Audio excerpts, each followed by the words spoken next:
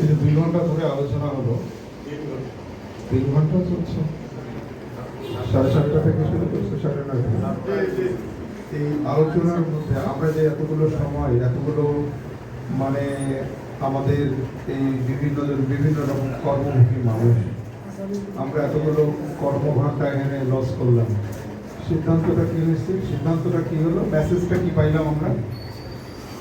এই আলোচনা করে এতক্ষণ পর্যন্ত কি মেসেজ পাইলাম আমরা? মেসেজটা কি দিয়েছে?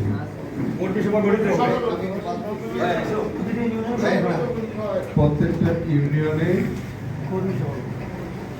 স্বেচ্ছাসেবক দলের কমিটি আছে না? আগে আছে। তাহলে এখন কি করতে হবে? তাহলে ওটা ভেঙে দিয়ে কর্মী সমাবেশ করে তারপরে কি ইউনিয়ন কমিটি হবে, তাই না? আগের যেটা ছিল ওটা কি ভেঙে দিবে, তাই না? ভেঙে দিয়ে কর্মী সমাবেশ হবে, তারপর নতুন কমিটি হবে।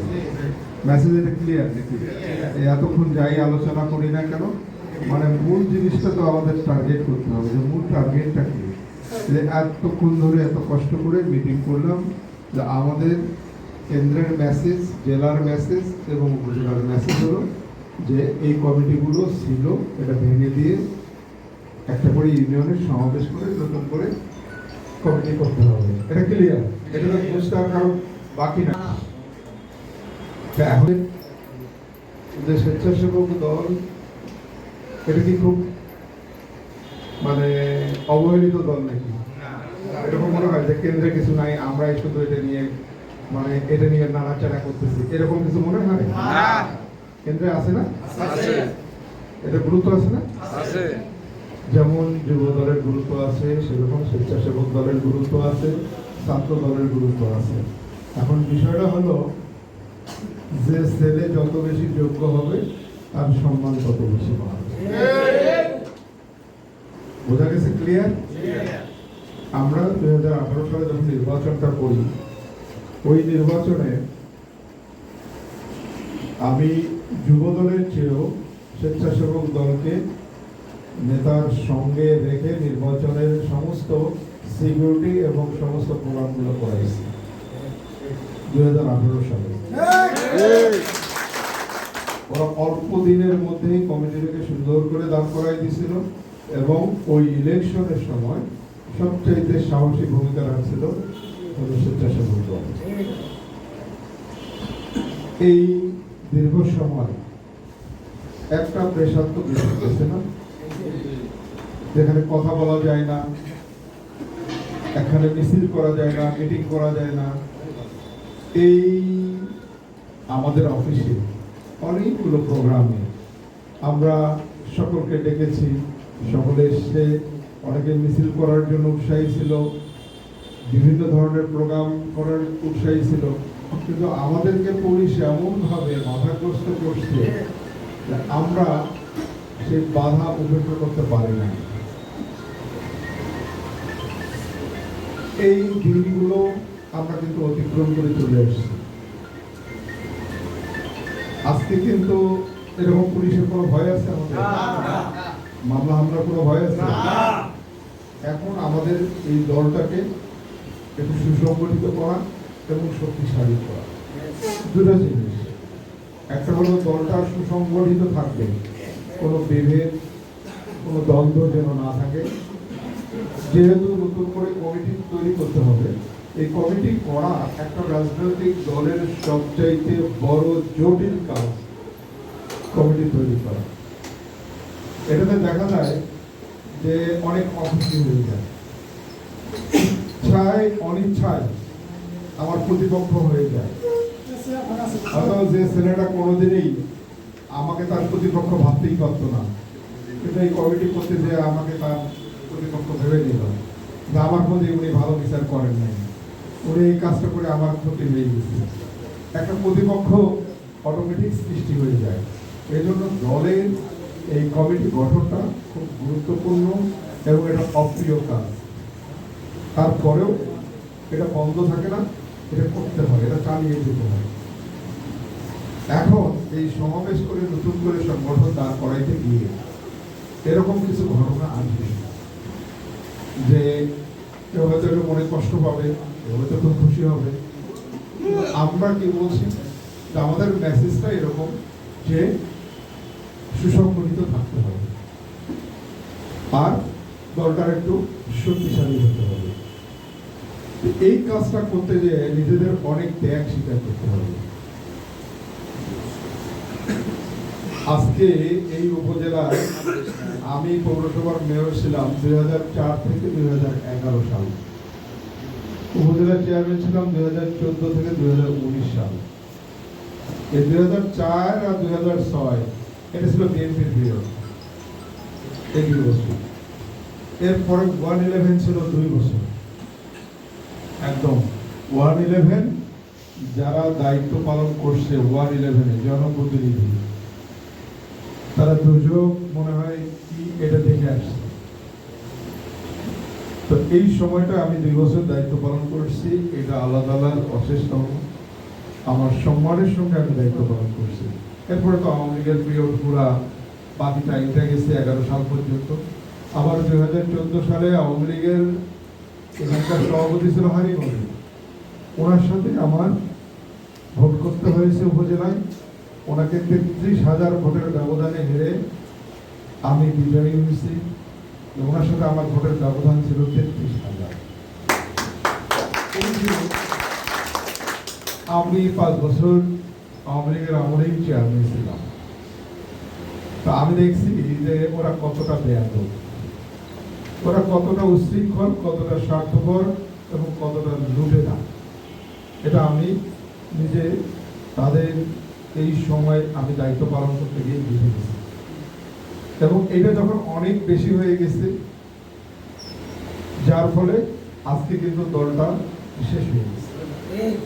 আমি মাঝে মাঝে বলছিলাম, যে একটা মিটিংয়ে বলছিলাম যে আওয়ামী লীগের পতনটা এমন ভাবে হবে, এটা একটু সুন্দর সময়ের জন্য আমাদেরকে অপেক্ষা করতে হবে। এমন ভাবে পতনটা হবে যে ভবিষ্যতে এই বাংলাদেশে আওয়ামী লীগ শব্দ উচ্চারণ করার মতো কোনো মানুষ রাস্তায় দাঁড়িয়ে সরিয়া পর্যন্ত উচ্চারণ করতে পারবে না। এই দিন চলে এসছে না, গত 1 বছর থেকে দেখতেছি তো,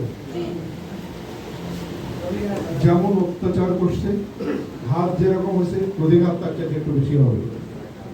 এবং এখন কি অবস্থা দাঁড়ায় গেছে আওয়ামী লীগের নেতাদের? 1 বছর পূর্ণ হয়নি, 5ই আগস্ট 1 বছর হয়ে গেছে, তাই না? পার হয়ে গেছে না? এখন 1 বছর আর একটা মাসের দিকে পড়ে গেছে। এই যে 13 মাস প্রায় চলমান, বিএনপি পাওয়ারে আছে? আমরা কোনো মামলা হামলা করতেছি? আমরা কোনো বিচার করতেছি তাদের? আমরা তো এখন কিছুই করি না। আমরা তো নিউট্রাল আছি, যে আমরা আমাদের নেতা তারেক রহমানের নির্দেশে আমাদের দলটাকে সুসংগঠিত রেখে আমরা নির্বাচনের দিকে যাচ্ছি। আমরা নির্বাচন চাচ্ছি, যে নির্বাচনের জন্য, যে ভোটের জন্য বিএনপি 17 বছর আমাদের উপর খুন, অত্যাচার, মামলা হামলা, নির্যাতন চলে গেছে। আমরা এটা মেনে নিয়ে এই দেশেই বসবাস করছে, সব জুলুম মেনে নিয়ে আমরা জনগণের অধিকার, এই ভোটের অধিকারটাকে আমরা ফিরিয়ে দেওয়ার জন্য আমরা এই আন্দোলন করেছি। সেই ভোটের অধিকার বাস্তবায়নের জন্য আমরা ভোট চাচ্ছি। তো এই পর্যায়ে আমরা আমাদের কাঙ্ক্ষিত যেটি আন্দোলনের ফসল, আমরা যে কারণে আন্দোলন করেছি, সেটা ফেব্রুয়ারি মাসে সরকার এখন পর্যন্ত যে ইলেকশনের যেটুকু রোড ম্যাপ দিয়েছে, যে আগামী বছরে ফেব্রুয়ারি মাসে ইলেকশন হবে, এটুকু বলেছে। আমরা তো এই ইলেকশনটাই চাচ্ছি। আমরা তো বলি নাই সরকারকে যে আমাদেরকে জোর করে ক্ষমতায় বসাই দেন, রাতের বেলা ভোট করে দেন, আমাদেরকে ভোট ব্যালট ছিঁড়ে ভোট দেন, আমরা এগুলো কিছুই বলি না। আমরা বলছি যে একটা ফেয়ার, ফ্রি এবং গ্রহণযোগ্য নির্বাচন বাংলাদেশের মানুষ চায়। বাংলাদেশের মানুষ ভোট দেবে, তার মনোনীত, তার পছন্দের লোককে ভোট দিয়ে তারা দায়িত্ব দেবে, তারা সরকার পরিচালনা করবে। এটা হলো সিম্পল কথা। বিএনপি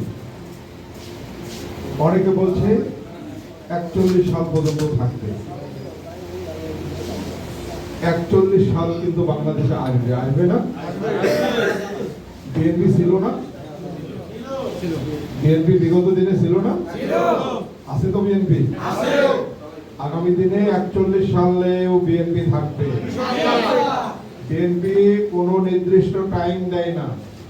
বিএনপি বাংলাদেশ যতদিন থাকবে, বাংলাদেশ জাতীয়তাবাদী দল ততদিন থাকবে। ওদের লিমিটেড টাইম ছিল, সেই টাইম পর্যন্ত যেতে পারে না। আমাদের কোনো লিমিট নাই টাইমে। আমাদের টাইম বাংলাদেশ যতদিন থাকবে, বিএনপি ততদিন থাকবে। এর মধ্যে কোনো সন্দেহ আছে? আমরা কি কখনো বলছি যে 42 আন্দোলন 41 ওরা থাকবে, 42 আমরা থাকবো?